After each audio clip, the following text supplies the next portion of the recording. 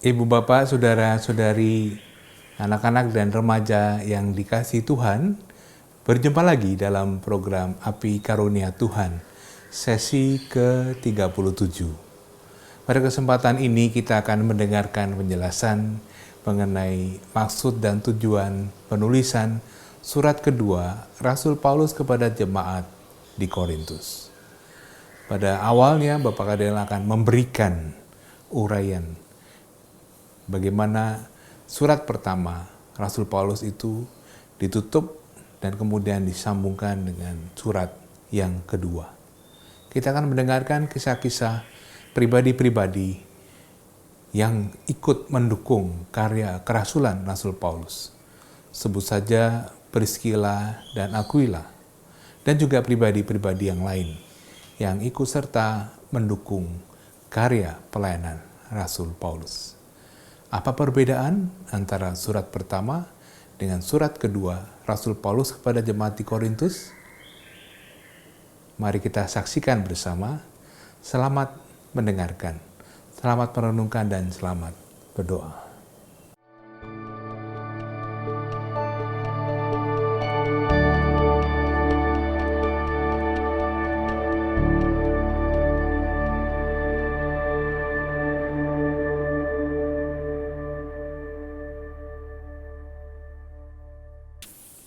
Saudari-saudara terkasih, selamat malam.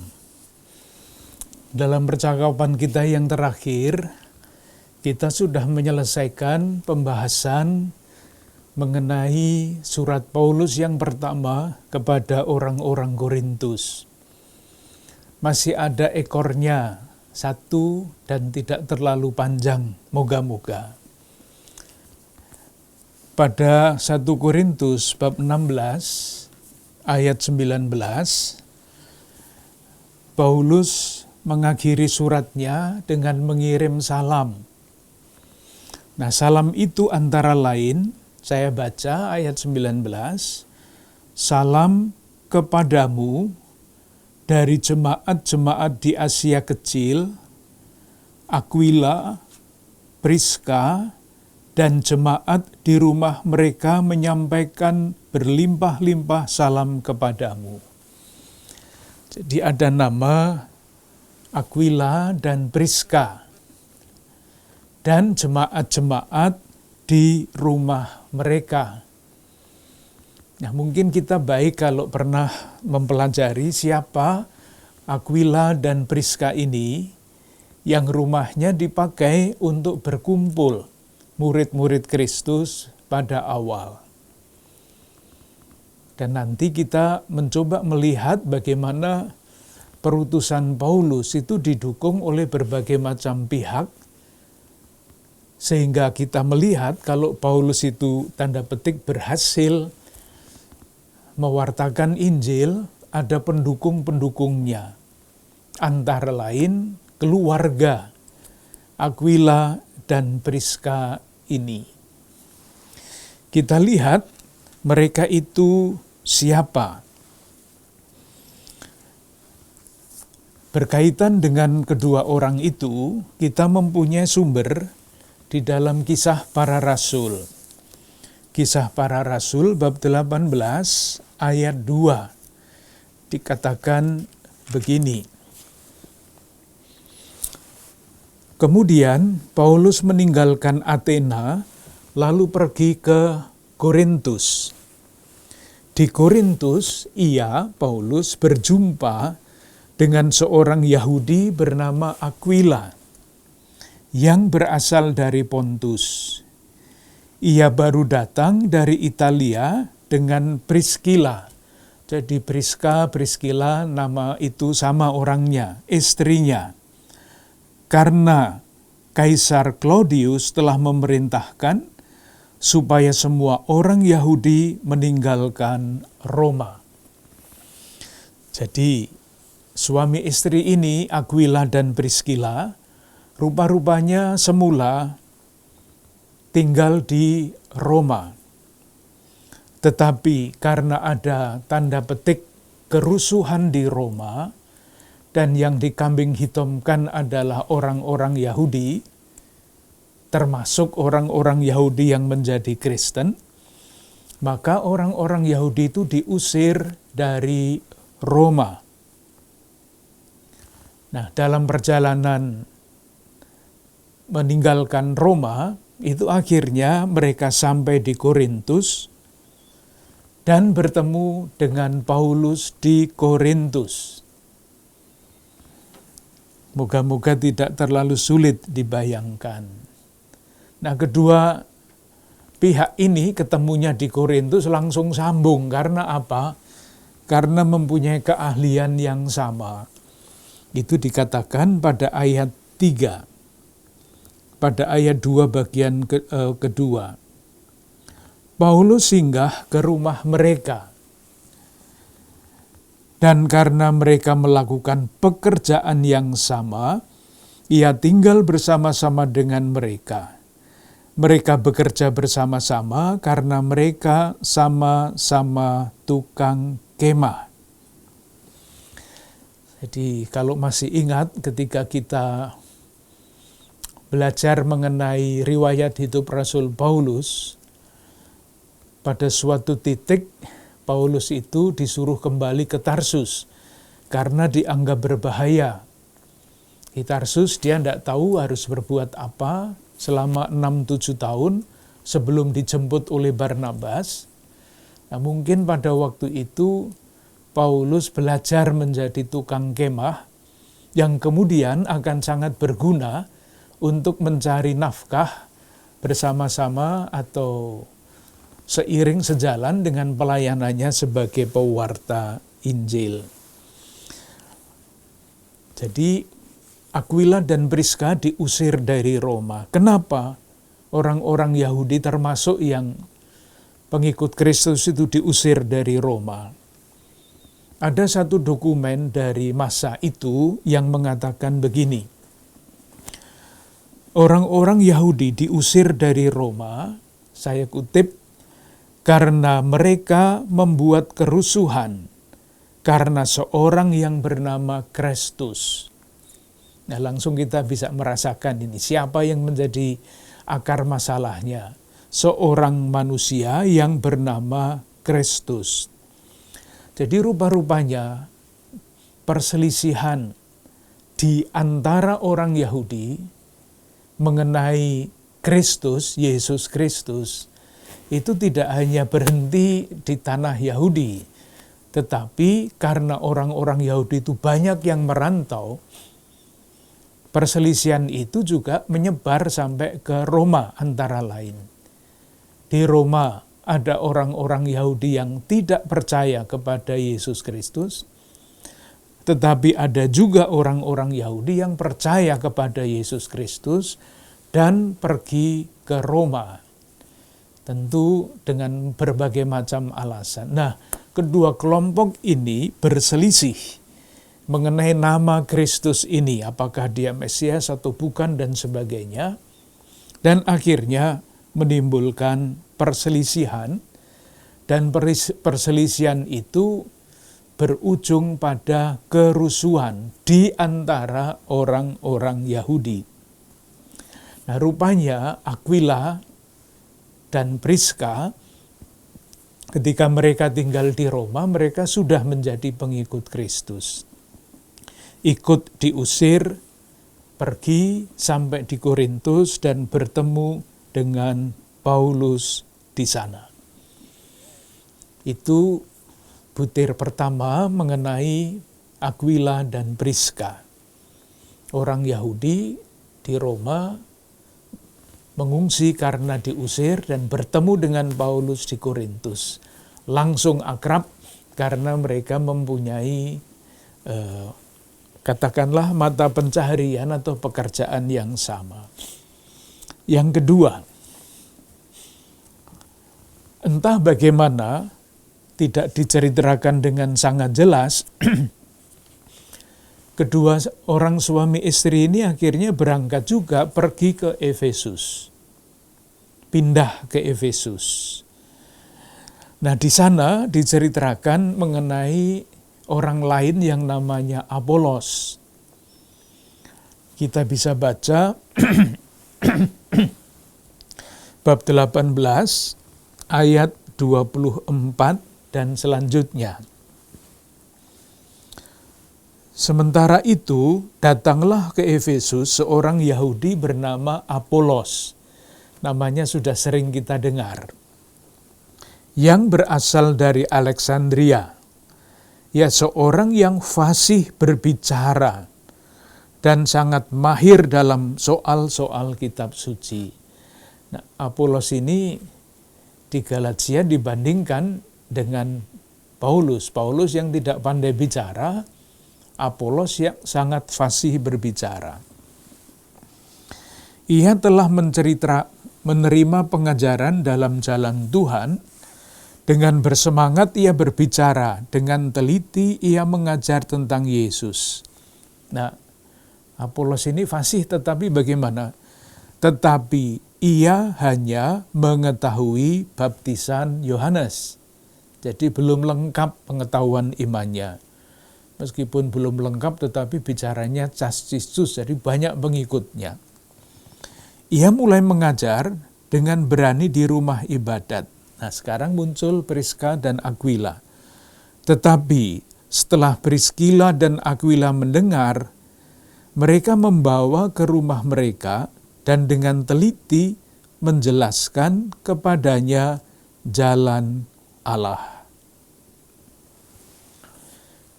Jadi pengkhotbah itu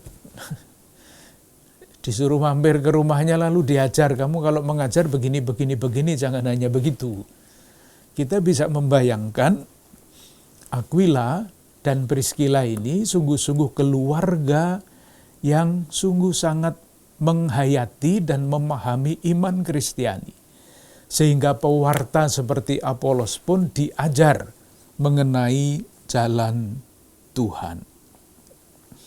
Ayat 27, karena Apolos ingin menyeberang ke Akaya, saudara-saudara di Efesus mengirim surat kepada murid-murid di situ supaya mereka menyambut dia.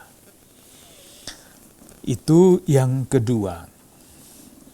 Kita bisa melihat bahwa sekali lagi sudah dikatakan di depan, kalau Paulus dan kalau pewartaan Injil menyebar luas dan berhasil, itu tentu kita semua tahu karya Roh Kudus.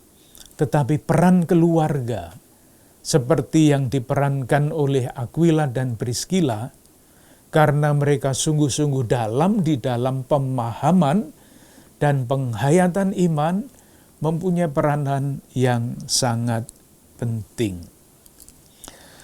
Selain itu, tadi sudah dikatakan ketika kita mengutip 1 Korintus bab 16 ayat 19, ada jemaat-jemaat yang berkumpul di rumah Aquila dan Priskila itu. Itulah yang disebut dengan istilah sekarang gereja rumah, Ecclesia Domestica. Mungkin 1-2 catatan, kenapa mereka menggunakan rumah-rumah orang-orang Kristiani untuk berkumpul. Kita semua tahu sejarahnya. Tidak tiba-tiba muncul gereja seperti sekarang. Kita masih ingat ketika murid-murid Kristus pertama kali sebagai orang Yahudi, mereka masih beribadah di Bait Allah dan di sinagoga Yahudi. Jadi kalau Paulus pergi entah kemana, yang dia masuki adalah tempat ibadah setempat. Tetapi kita masih ingat juga orang-orang Yahudi yang tidak percaya kepada Yesus, merasa risih, ini orang-orang ini masih terus ikut di kita.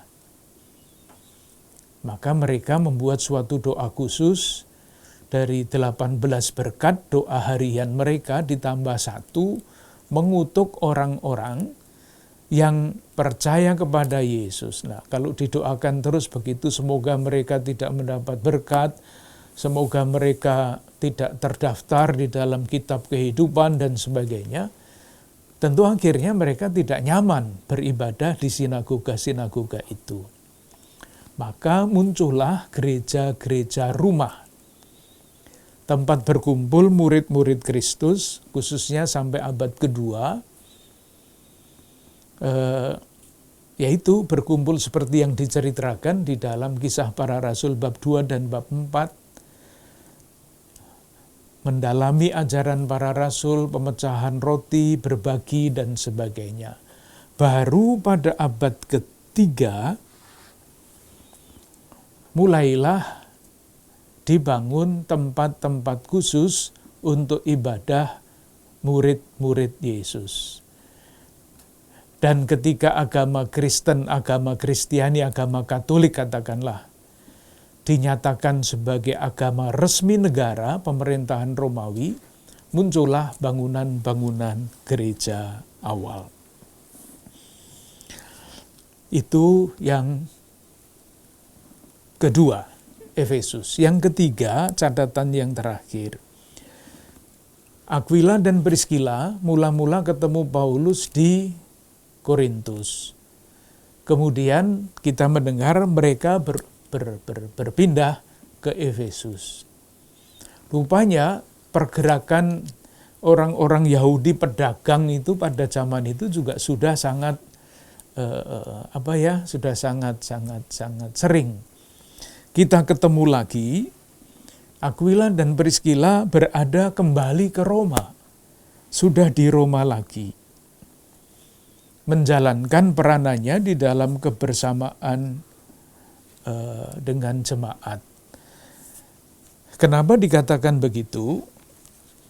Nah, karena Paulus di dalam suratnya kepada orang Roma, bab 16, ayat 3-5, ini Paulus masih berada di sekitar Efesus. Dia mengirim salam untuk Aquila dan Priscilla ini. Surat kepada orang Roma, bab berapa ini? Bab 16 ayat 3-5. Sampaikan salam kepada Priska dan Aquila, teman-teman sekerjaku dalam Kristus Yesus. Penting dikatakan ayat 4, mereka telah mempertaruhkan nyawanya untuk hidupku. Kepada mereka bukan aku saja yang berterima kasih, tetapi juga semua jemaat bukan Yahudi. Ini watak dari keluarga Priska dan Aquila disebut di sini. Disebut pertama sebagai teman sekerjaku dalam Kristus Yesus, mempertaruhkan nyawa untuk hidup Paulus, dan yang berhutang kepadanya itu bukan hanya jemaat Yahudi, tetapi juga jemaat-jemaat bukan Yahudi. Ini tentu satu renungan khusus untuk keluarga-keluarga Katolik, keluarga-keluarga Kristiani yang mendukung kerasulan gereja awal. Peran mereka sangat penting, mereka sangat rela, bukan hanya rela berbagi, mendukung pembiayaan perjalanan Paulus misalnya, tetapi ini mempertaruhkan nyawanya untuk hidupku. Sampai seperti itu. Kita tentu bersyukur karena gereja kita di Indonesia ini selalu didukung secara sangat istimewa oleh keluarga-keluarga Katolik dengan berbagai macam caranya. Bisa belajar dari Aquila dan Priska. Dengan demikian kita mengakhiri pembicaraan percakapan kita mengenai surat Paulus yang pertama kepada orang-orang Korintus. Sekarang kita berpindah ke surat yang kedua kepada orang-orang Korintus. Kalau saya memberikan pengantar, itu harapannya adalah supaya kita bertumbuh di dalam pengetahuan di dalam kitab suci, mengenai kitab suci. Jadi yang ditekankan adalah pengetahuan. Perkara nanti ada yang lain, kitab suci ini kita dekati sebagai sabda Allah yang menyapa kita, itu tentu ada kesempatannya sendiri. Kadang-kadang kita selang-seling. Mengapa demikian? Karena surat yang kedua kepada orang Korintus itu banyak pertanyaannya, banyak masalahnya. Mengapa demikian? Sekarang kita mempunyai 2 surat Paulus kepada orang Korintus. 1 Korintus dan 2 Korintus. Pertanyaannya, apakah Paulus hanya menulis 2 surat itu kepada orang Korintus? Nah itulah yang tadi saya katakan, pengetahuan atau ilmu kitab suci mengatakan rupa-rupanya Paulus menulis lebih banyak surat daripada sekedar 2 surat yang kita kenal. Ini kan tidak pernah dibicarakan di dalam homili di dalam gereja kan. Kalau kita membaca bacaan pertama diambil dari surat Paulus yang pertama kepada orang Korintus. Kan gitu aja. Tidak usah ditambahi dalam tanda kurung, tapi sebetulnya ini bukan surat yang pertama, ini surat yang kedua lah. Kan bingung umatnya nanti. Pengetahuan yang sekarang kita coba dalami. Mengapa dikatakan demikian? Silahkan melihat kembali ke 1 Korintus bab 5 ayat 9. Jelas sekali, ini ada di dalam 1 Korintus. Tetapi pada bab 5 ayat 9, Paulus menulis begini, dalam suratku telah kutuliskan kepadamu. Artinya, sebelum Paulus menulis surat yang pertama kepada orang Korintus, itu dia sudah menulis surat yang lain sebelum ini. Nah, di mana surat itu? Tidak tahu. Hilang. Yang kita punya sekarang adalah 1 Korintus dan 2 Korintus. Surat yang kemungkinan besar karena 1 Korintus bab 5 ayat 9 ini ditulis sebelum 1 Korintus tidak kita ketahui lagi. Itu satu. Sekali lagi ini pengetahuan kitab suci. Yang kedua, di dalam 2 Korintus bab 2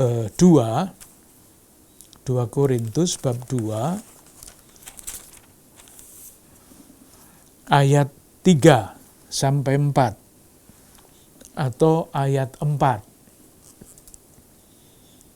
Aku menulis kepada kamu dengan hati yang sangat cemas dan sesak, dan dengan mencucurkan banyak air mata. Ini yang disebut surat air mata.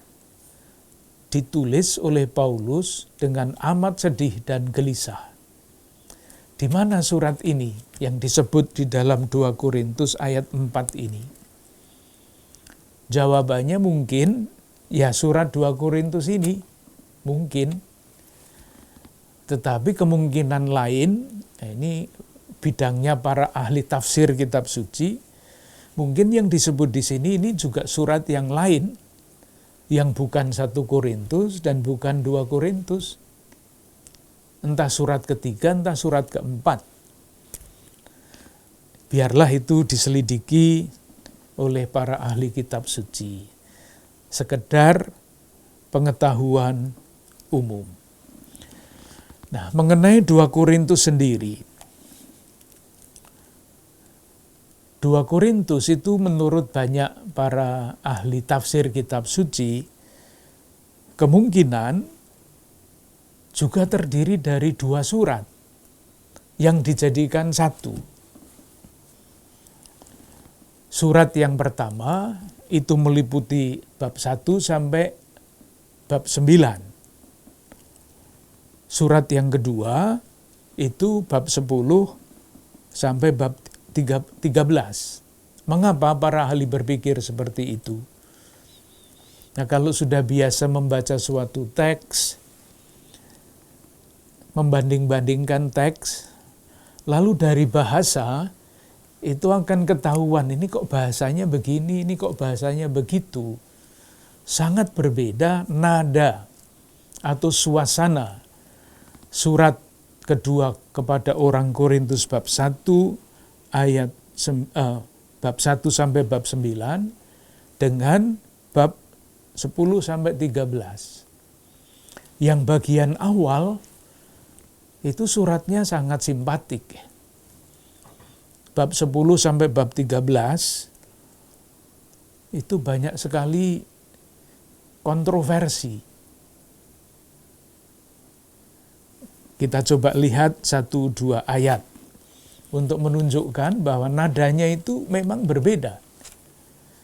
Yang pertama, 2 Korintus bab 3 ayat 18.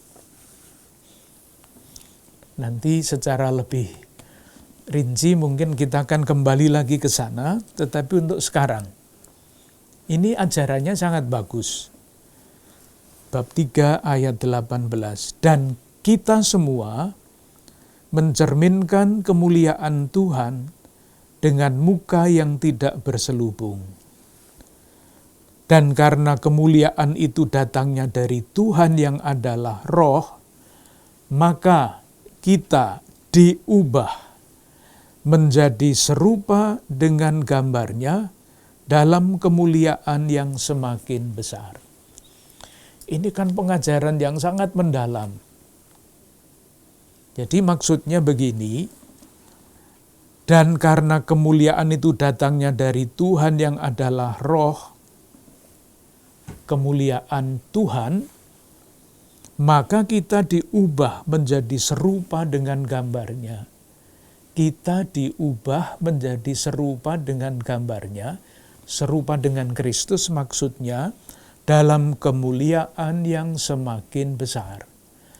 Itu Paulus memberikan sesuatu keyakinan iman yang sangat mendalam, bukan pengetahuan, keyakinan, penghayatan. Mudahnya begini, itu rumusannya dalam ajaran gereja sekarang, yaitu dipanggil untuk menjadi semakin serupa dengan Kristus. Kristus itu mulia karena dia adalah gambar Allah. Kita manusia diubah pelan-pelan menjadi semakin serupa dengan gambarnya dalam kemuliaan yang semakin besar. Kan tidak ada polemik sama sekali di situ. Kita. Yang juga menarik adalah bab 4 ayat 6. Bab 4 ayat 6. Itu teks yang sangat penting. Sebab Allah yang telah berfirman, dari dalam gelap akan terbit terang, Ia juga yang membuat terangnya bercahaya di dalam hati kita, supaya kita beroleh terang dan pengetahuan tentang kemuliaan Allah yang tampak pada wajah Kristus. Ini ayat ini sudah seringkali kita kutip ketika kita bicara tentang pribadi Paulus. Karena apa? Kita ingat kembali perjumpaan Paulus dengan Kristus di dalam Kisah Para Rasul diceritakan panjang lebar. Kalau kita bertanya kepada surat Paulus, Bapak Paulus, di mana Anda bercerita tentang pengalaman Anda berjumpa dengan Tuhan itu? Salah satu yang kemungkinan akan menjadi jawabannya adalah ini. Karena apa? Karena dalam perjumpaan itu Paulus merasa dirinya diubah, diciptakan kembali. Seperti Allah dulu, kitab Kejadian, menciptakan alam raya dari chaos, alam jagat raya yang kacau balau, menjadi alam yang teratur. Dulu Paulus didorong oleh kebencian, kemarahan, balas dendam, segala macam itu. Kemudian dia berubah, hidupnya didorong oleh kasih, seperti diciptakan. Nah, pengalamannya Paulus seperti itu. Tetapi yang istimewa adalah Paulus tidak mengatakan, ia juga yang membuat terangnya bercahaya di dalam hati saya.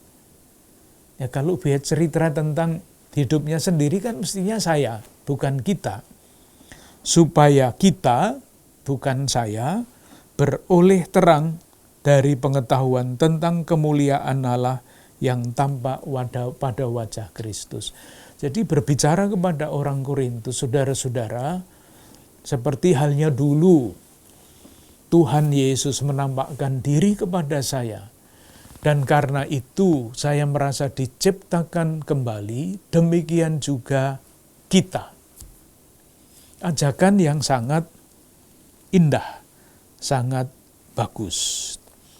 Itu contoh bundelan-bundelan penghayatan dan pengetahuan iman itu ada di sini. Sementara kalau kita mulai membaca bab 10, nadanya berbeda. Apalagi kalau kita pilih teks-teks itu ya, jadi jelas. Misalnya bab 10 ayat 1. Aku Paulus, seorang yang tidak berani bila berhadapan muka dengan kamu, tetapi berani terhadap kamu bila berjauhan. Aku memperingatkan kamu demi Kristus yang lemah lembut dan ramah. Nah, membacanya harus dengan nada marah ini. Kalau membacanya lembut-lembut, tidak cocok dengan suasana ini. Aku meminta kepada kamu, jangan kamu memaksa aku untuk menunjukkan keberanianku. Loh, ini kan Paulus yang wajahnya merah karena tidak suka hati. Lain dengan yang tadi di depan. Ayat 10 bab yang sama. Sebab kata orang, surat-suratku memang tegas dan keras, tetapi bila berhadapan muka, sikapnya lemah dan perkataan-perkataannya tidak berarti. Tetapi hendaklah orang-orang yang berkata demikian menginsafi, bahwa tindakan kami bila berhadapan muka sama seperti perkataan kami dalam surat-surat kami bila tidak berhadapan muka. Konflik. Perseteruan. Satu lagi, bab 11 ayat 4. Ini seolah-olah nadanya merendahkan orang-orang Korintus. Bab 11 ayat 4. Sebab kamu sabar saja jika ada seorang datang memberitakan Yesus yang lain daripada yang telah kami beritakan, atau memberikan kepada kamu roh yang lain daripada yang telah kamu terima, atau Injil yang lain daripada yang telah kamu terima. Tetapi menurut pendapatku sedikit pun aku tidak kurang daripada rasul-rasul yang tidak ada taranya itu. Nadanya tidak datar, tetapi nadanya keras. Ayat 21 bab yang sama, nanti silahkan membaca sendiri. Kita baca ya sebentar.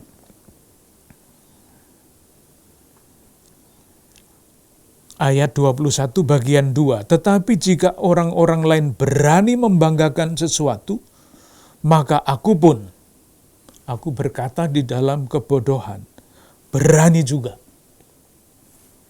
Apakah mereka orang Ibrani?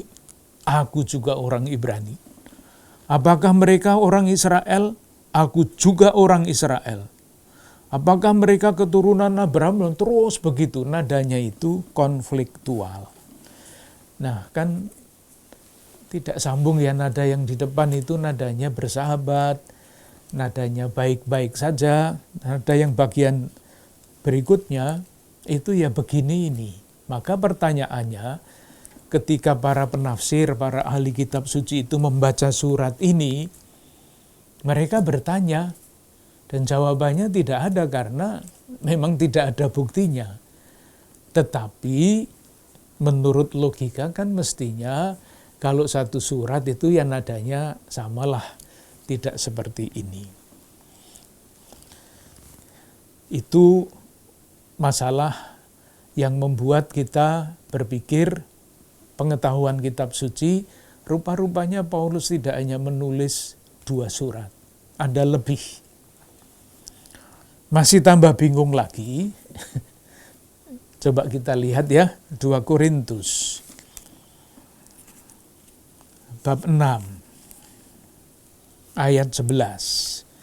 2 Korintus bab 6 ayat 11.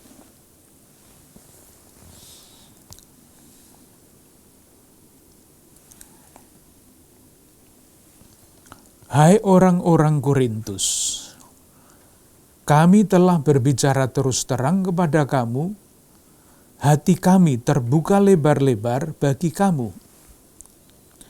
Dan bagi kamu ada tempat yang luas di dalam hati kami. Tetapi bagi kami hanya tersedia tempat yang sempit di dalam hati kamu. Maka sekarang, supaya timbal balik, aku berkata seperti kepada anak-anakku, bukalah hati kamu selebar-lebarnya. Jadi ini hubungan antara Paulus dan orang Korintus. Kalau kita loncat dari ayat 13, loncat, jadi ayat 14 sampai dengan bab 7 ayat 1 itu kita lompati, langsung kita baca bab 7 ayat 2, sambung. Jadi saya baca ayat 13 lagi ya, bab 6 ayat 13. Maka sekarang, supaya timbal balik, aku berkata, seperti kepada anak-anakku, bukalah hati kamu selebar-lebarnya, seperti aku membuka hatiku selebar-lebarnya bagi kamu. Langsung bab 7 ayat 2, berilah tempat bagi kami di dalam hati kamu. Sambung kan? Gagasannya enak. Ya tapi kita coba baca bab 6 ayat 14 ini soal apa lagi? Janganlah kamu merupakan pasangan yang tidak seimbang dengan orang-orang yang tidak percaya. Sebab persamaan apakah yang terdapat antara kebenaran dan kedurhakaan? Lah ini omong apa? Wong baru saja omong tentang hubungan orang Korintus dengan dia, kok tiba-tiba omong tentang pasangan yang tidak seimbang. Dan itu terus sampai bab 7 ayat 1. Jadi, kalau kita membacanya seperti itu, kemungkinan pertanyaannya, jawabannya tidak ngerti. Pertanyaannya adalah dari mana potongan ini? Bab 6 ayat 14 sampai bab 7 ayat 1 ini. Jawaban yang sederhana ya dari surat yang lain yang entah bagaimana disambungkan di sini meskipun tidak sambung. Nah ini hanya bisa kita ketahui kalau kita membayangkan, jangan membayangkan orang menulis surat itu seperti sekarang, ditulis di komputer, di print, ya sudah jadinya begitu itu. Zaman dulu tidak ada alat-alat seperti itu. Kalau mau menggandakan surat, ya ditulis dari depan sampai belakang. Nah, silahkan membayangkan kalau menyalin tulisan, kadang-kadang konsentrasinya hilang. Lalu entah bagaimana, tiba-tiba muncul barang lain yang masuk di dalam yang sebetulnya tidak harus masuk ke situ. Sekali lagi, moga-moga saya tidak membingungkan. Pengetahuan kitab suci. Pengetahuan yang sangat berbeda dibandingkan dengan pengetahuan faham mengenai kitab suci dari saudara-saudara kita yang mempunyai keyakinan lain. Maka berdebat tentang kitab suci dengan komunitas agama lain itu tidak mungkin karena faham dasarnya berbeda. Paling-paling kita hanya, ya sudah, kita saling menghargai, pandangan kita berbeda, carilah tempat-tempat yang gagasan-gagasan yang dapat mempersatukan, bukan yang membedakan. Saling menghormati. Jadi sekali lagi ini pengetahuan. Nanti kalau kita membacanya di dalam ibadah, tidak di dalam percakapan seperti ini, ya tetap saja kita mengatakan pembacaan dari surat Paulus yang kedua kepada orang Korintus. Sudah, titik. Lalu nanti tergantung ayat-ayat mana yang dipilih. Itulah sebabnya kadang-kadang di dalam bacaan-bacaan liturgi, ayat-ayat itu dilompat-lompati. Jadi ayat 1 sampai 4 disambung ayat sekian sampai sekian, yang dilompati itu alasannya salah satunya karena mempersulit cara pemahaman bagi kita. Itu yang pertama. Jadi keberadaan 1 Korintus, 2 Korintus ini menimbulkan pertanyaan apakah surat Paulus yang lain dapat ditemukan. Jawabannya tidak, tapi sekurang-kurangnya menurut banyak orang, banyak penafsir, sekurang-kurangnya Paulus menulis 4 surat kepada orang Korintus. Itu artinya komunikasinya sangat intensif. Karena persoalannya tidak sederhana. Sekarang yang kedua, maksud penulisan. Seperti halnya surat-surat yang lain, surat kedua orang Korintus kepada jemaat di Korintus ini sekurang-kurangnya mempunyai 2 maksud penulisan. Yang pertama adalah untuk meneguhkan jemaat-jemaat yang pernah didirikan oleh Paulus, dan karena tidak bisa berkunjung lagi, maka peneguhan itu dilakukan lewat surat. Dan peneguhan itu bisa bermacam-macam, tidak sekedar omong-omong baik, tapi menegur, membanding-bandingkan, dan sebagainya. Itu berbahayanya surat karena mudah disalahpahami. Lain kalau orang datang lalu bicara. Lalu yang kedua adalah untuk menjawab persoalan-persoalan dan pertanyaan-pertanyaan mereka. Dan tentu untuk menyampaikan berbagai macam pesan yang lain. Apa itu? Apa yang namanya peneguhan, apa yang namanya menjawab pertanyaan, apa yang namanya soal-soal lain yang disampaikan oleh Paulus. Kita kembali kepada 1 Korintus, tidak bisa lepas dari sana. Di dalam suratnya yang pertama, bagian penutup bab 16, Paulus berjanji untuk datang lagi ke Korintus. 1 Korintus bab 16 ayat 5 dan 6. Aku akan datang kepadamu sesudah aku melalui Makedonia, sebab aku akan melintasi Makedonia. Dan di Korintus mungkin aku akan tinggal beberapa lamanya dengan kamu, atau mungkin aku akan tinggal selama musim dingin, sehingga kamu dapat menolong aku untuk melanjutkan perjalananku. Ini janji Paulus untuk datang lagi ke Korintus pada akhir surat pertama kepada orang Korintus. Namun, pada surat yang kedua kepada orang Korintus, 2 Korintus bab 1, ternyata Paulus tidak jadi datang. Tidak jadi datang.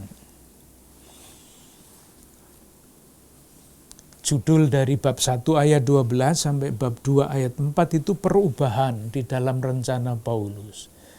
Nah, orang Korintus kan tidak suka, mau janji-janji sendiri kok tidak jadi datang. Bapak Paulus ini rupanya pelin-pelan, tidak sungguh-sungguh menghargai orang Korintus, tidak mau datang. Nah, pada bagian ini Paulus menjelaskan mengapa ia tidak jadi datang. Ayat 15 bab 1, berdasarkan keyakinan ini, aku pernah merencanakan untuk mengunjungi kamu dahulu. Itulah 1 Korintus bab 16. Supaya kamu boleh menerima kasih karunia untuk kedua kalinya dan selanjutnya. Kemudian aku mau meneruskan perjalananku ke Makedonia, lalu dari Makedonia kembali lagi kepada kamu, supaya kamu menolong aku dalam perjalananku ke Yudea. Jadi, adakah aku bertindak serampangan dalam merencanakan hal ini? Atau adakah aku membuat rencanaku ini menurut keinginanku sendiri, sehingga padaku serentak terdapat ya dan tidak, pelin-pelan. Lalu dikatakan pada ayat 23, tetapi aku memanggil Allah sebagai saksiku, ia mengenal aku, bahwa sebabnya aku tidak datang ke Korintus, ialah untuk menyayangkan kamu. Jadi kira-kira pikirannya begini, kalau saya jadi datang nanti ramai. Sudahlah, saya tidak usah datang supaya nanti situasinya reda dulu. Sehingga kalau dia sungguh kenyataannya bisa datang, suasana di Korintus tidak kacau. Paulus tidak marah-marah, mereka juga tidak marah-marah. Jadi keputusannya bijaksana. Nah, yang istimewa adalah ini. Yang istimewa menurut saya, dari perkara kecil seperti yang sudah kita lihat beberapa waktu yang lalu, urusan tidak jadi datang, ini kan sebetulnya urusan praktis ya.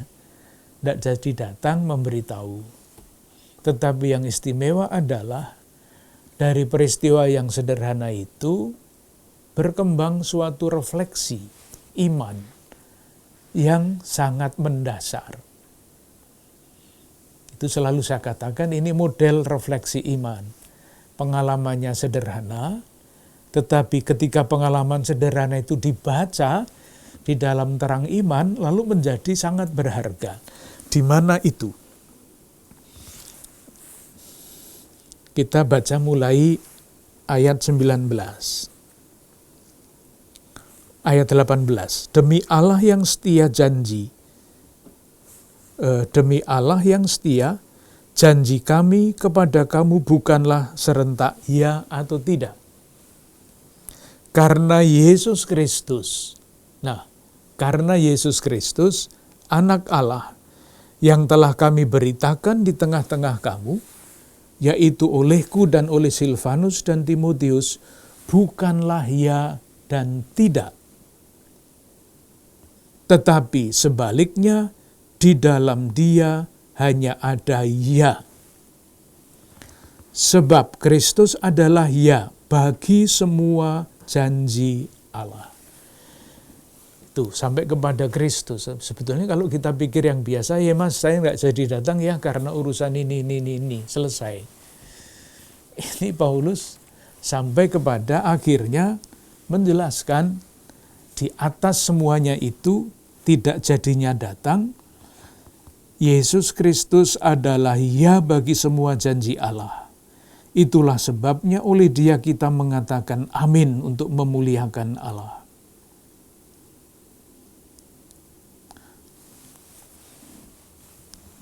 Itu mengenai janji yang tidak dipenuhi oleh Rasul Paulus, bahwa dia tidak datang. Maksud penulisan yang berikutnya tentu saja adalah, tadi sudah kita lihat ya, bagaimana bagian kedua, bab 10 sampai bab 13 itu nadanya konfliktual. Itu artinya Paulus ingin membela diri. Bukan pertama-tama dirinya yang dibela, tetapi satu, bahwa dia adalah Rasul Kristus. Ini dulu sudah kita bicarakan di dalam surat kepada jemaat di Galatia. Ini perkara besar ini. Paulus tidak diakui sebagai rasul, maka dia perlu membela diri. Dan bukan itu tujuannya. Tujuan Paulus dengan gencar membela diri bahwa dia seorang rasul adalah keabsahan Injil yang dia beritakan. Kalau dia bukan rasul, ya Injilnya itu Injilnya siapa? Maka meskipun tidak nyaman, saya bayangkan Paulus itu membela diri, tetapi demi Injil yang dia wartakan, dia lakukan itu. Dan yang kedua, itu adalah masalah yang sangat praktis. Masalah solidaritas antar jemaat. Di rupa-rupanya jemaat Yerusalem pada suatu ketika itu masuk di dalam kesulitan. Paceklik atau apalah, kemiskinan. Tidak bisa menopang hidupnya secara wajar. Maka Paulus yang berkeliling antara lain ke Korintus, minta supaya orang-orang Korintus bertumbuh di dalam solidaritas dengan jemaat-jemaat di tempat lain. Itu istimewa karena apa? Karena satu, solidaritas itu sungguh sudah sangat baik. Dan yang kedua, solidaritas itu tidak mengenal batas. Jadi jemaat Paulus yang bukan Yahudi itu pun diajak untuk bersolidaritas dengan jemaat Yerusalem yang terdiri dari orang-orang Yahudi. Saya kira itu cukup ya. Yang kedua, maksud penulisannya untuk apa? Isi pokoknya dan kemudian kita lihat susunannya. Isi yang pertama, tadi sudah kita bicarakan, intinya adalah Paulus mencoba menjawab, tidak menyerang tetapi menjawab semua serangan terhadap pribadinya. Jadi kalau Paulus tidak diragukan kerasulannya, ya dia tidak akan ngomong seperti ini. Tidak akan menulis seperti ini. Tapi syukur bahwa dari serangan-serangan yang diterima oleh Paulus itu, Paulus mengembangkan yang tadi itu. Tidak jadi datang, dipersoalkan, lalu muncul refleksi iman yang mendalam. Yang kedua, Paulus memberi dirinya sebagai rasul dan memberikan berbagai macam pengajaran. Kita lihat beberapa pengajaran yang diberikan. Secara garis besar lagi nanti kita akan kembali. Misalnya, bab 2, ayat 5 sampai 11. Judulnya, harus diampuni orang yang bersalah. Jadi pengajaran mengenai pengampunan itu rupanya menjadi begitu penting, sehingga dalam banyak kesempatan Yesus mengajarkan, Petrus mengajarkan, Paulus mengajarkan. Karena apa? Ya karena tentu Allah itu Maha Rahim, memberikan pengampunan. Dan yang kedua, kita bisa mengatakan, yaitulah pasangannya dengan kasih. Kasih itu pasangannya adalah pengampunan. Kebenaran itu pasangannya dengan keadilan. Atau dibolak-balik juga bisa 4 kata itu. Keadilan itu pasangannya dengan kasih. Kebenaran itu pasangannya dengan pengampunan. Bisa dibolak-balik tidak karuan itu. Tetapi intinya 2 sisi itu harus ada. Karena kasih manusia itu tidak pernah sempurna, maka pengampunan itu menyempurnakan. Yang kedua, soal pokok tentang perjanjian baru. Bab 3, ayat 6 misalnya. Dibaca mulai ayat 5, dengan diri kami sendiri, kami tidak sanggup untuk memperhitungkan sesuatu seolah-olah pekerjaan kami sendiri. Tidak, kesanggupan kami adalah pekerjaan Allah. Ialah membuat kami juga sanggup menjadi pelayan-pelayan dari suatu perjanjian baru yang tidak terdiri dari hukum yang tertulis, tetapi dari roh, sebab hukum yang tertulis mematikan, tetapi roh menghidupkan.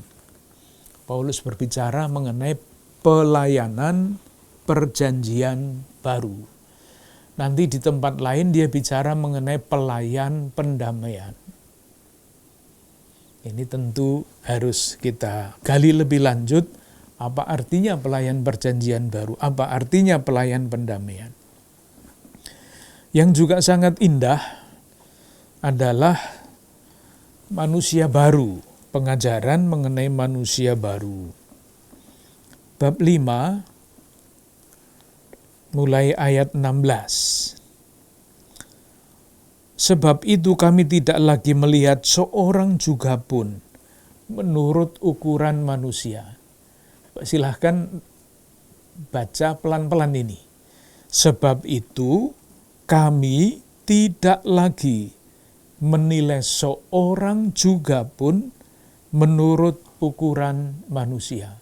Ini bisa berarti apa saja ini? Tidak memandang manusia menurut status sosial, status apa lagi.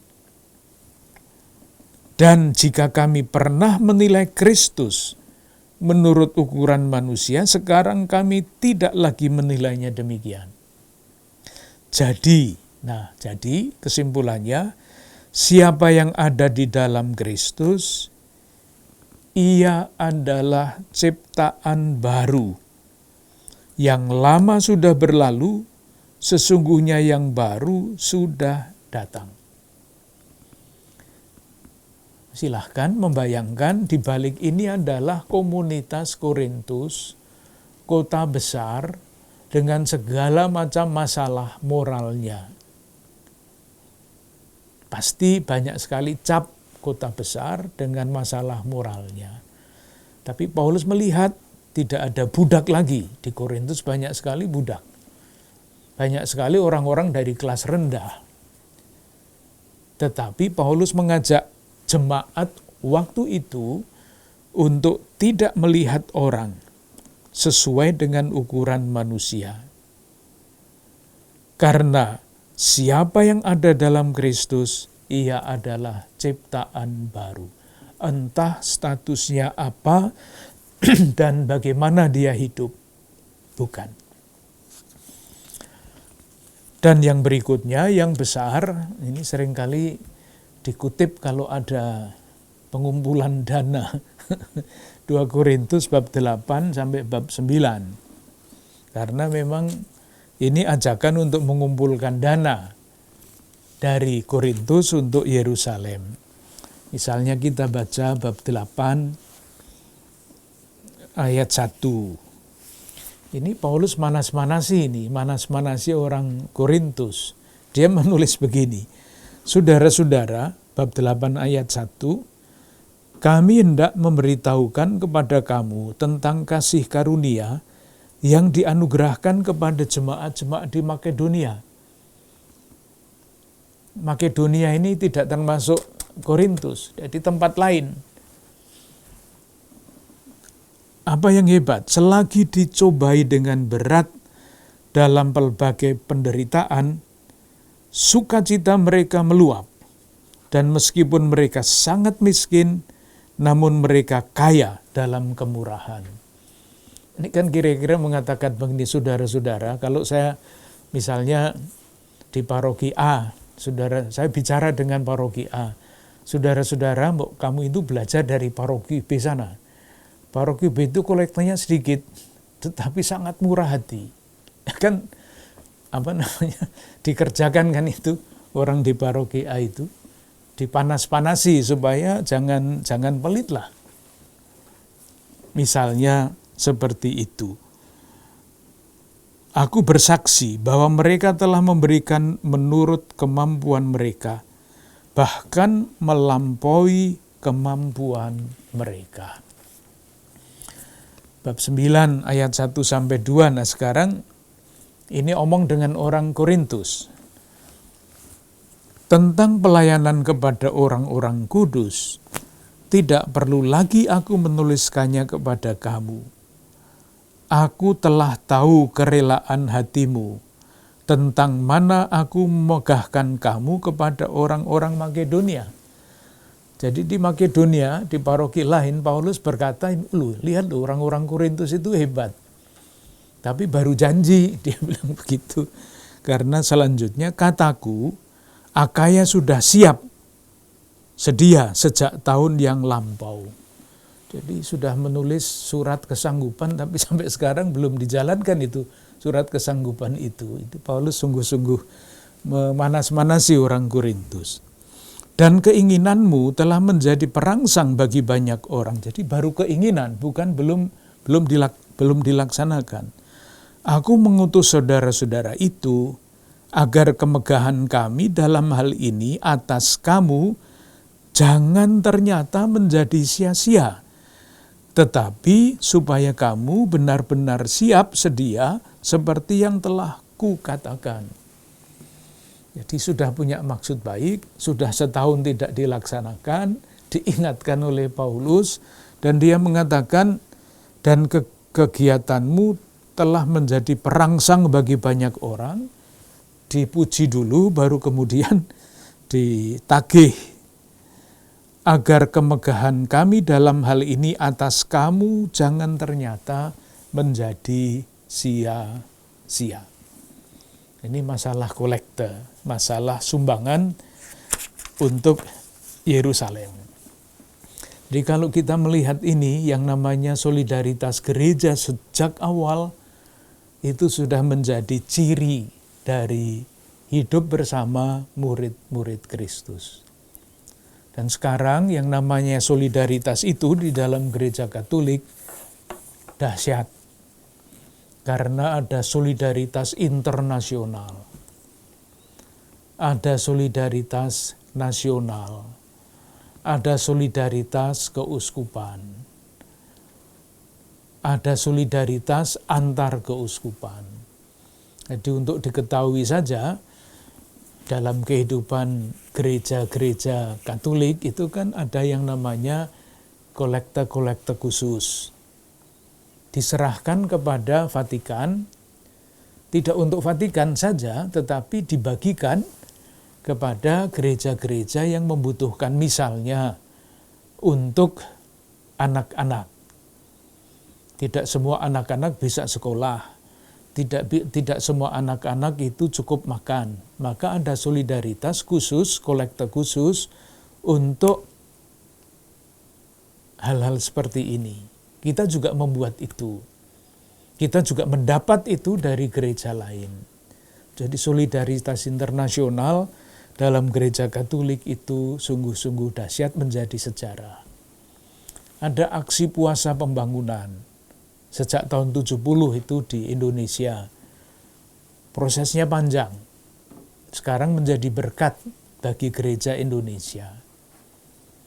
Dan seterusnya. Di keuskupan kita, Keuskupan Agung Jakarta, dan di setiap keuskupan juga ada solidaritas antar paroki. Supaya yang kuat membantu yang lemah, dan yang lemah dihargai juga karena mereka memberikan juga bagian yang sesuai dengan kemampuan. Itu namanya solidaritas. Dan akarnya ada di sini. Sudah jam 9. Kita berhenti dulu, nanti kita lanjutkan di percakapan yang akan datang. Selamat malam.